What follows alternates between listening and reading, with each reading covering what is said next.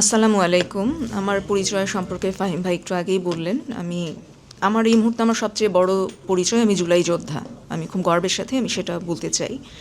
তো আমরা যারা আসলে জুলাইয়ের সম্মুখ সারিতে ছিলাম, আমরা যারা চোখের সামনে মানুষকে হতাহত হতে দেখেছি, লাশ পড়তে দেখেছি, বা আমরা যারা এই সমস্ত মৃত্যু ভয় বা সামাজিকতার ভয় বা এই সব কিছুকে উপেক্ষা করে আমরা রাজপথে নেমে এসেছিলাম কেন?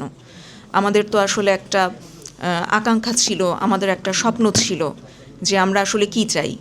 আমার কাছে মনে হয়েছিল, ব্যক্তিগতভাবে আমার কাছে মনে হয়েছিল যে হ্যাঁ, এটাই একটা this is the high time যে আমরা অন্তত এই অভ্যুত্থানের ভেতর দিয়ে আমরা আমাদের পুরো দেশটাকে আমরা ঢেলে সাজাতে পারবো। আমাদের প্রতিটা রন্ধ্রে রন্ধ্রে যেভাবে দুর্নীতি মিশে আছে, অন্যায় অত্যাচার, এই সব কিছুর একটা শৃঙ্খলে আমরা আবদ্ধ হয়ে আছি। এখন সে শৃঙ্খল ভাঙার সময়। এই অভ্যুত্থান মানে কিন্তু শুধু একটা অভ্যুত্থান না, পুরো একটা দেশকে ঢেলে সাজাবার একটা মোক্ষম সময়। কিন্তু দিন শেষে আসলে আমরা কি পেলাম? ফলাফলটা জাস্ট একটা সংসদ নির্বাচন।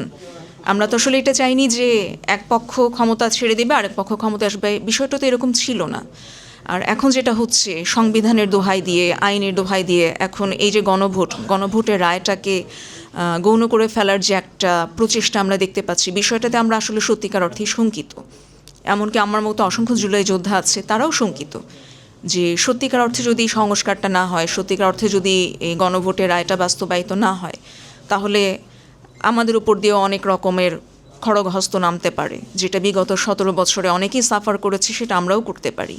এখন সংবিধানের বিষয়টা নিয়ে যখন এই বিষয়টাকে গৌণ করা হয়, তখন একটা প্রশ্ন আসে যে মানুষের জন্য আইন নাকি আইনের জন্য মানুষ, কোনটা?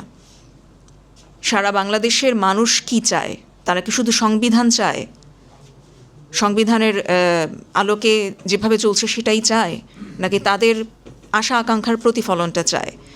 তো এই সংসদ নির্বাচনের পরে আমরা যেটা দেখতে পেয়েছি, আমাদের সংখ্যাগরিষ্ঠ দল তাদের কেউই দ্বিতীয় শপথে অংশ নেন নাই। এমনকি কোনো অ্যাক্টিভিস্টদের বয়ান আমরা এটাও জানতে পারছি যে যারা এই শপথে অংশ নিয়েছেন তাদের নাকি অলরেডি সংসদ সদস্য পদ বাতিল হয়ে গেছে। এরকম একটা ধোঁয়া তোলার তৈরি হচ্ছে, চেষ্টা করা হচ্ছে।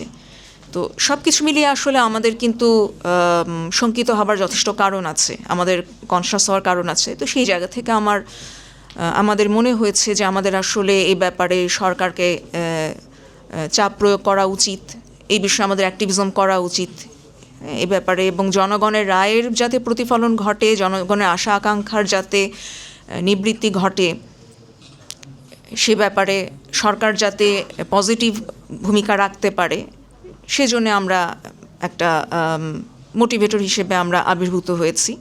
এ ব্যাপারে আমরা সকলের সহযোগিতা কামনা করি। ধন্যবাদ।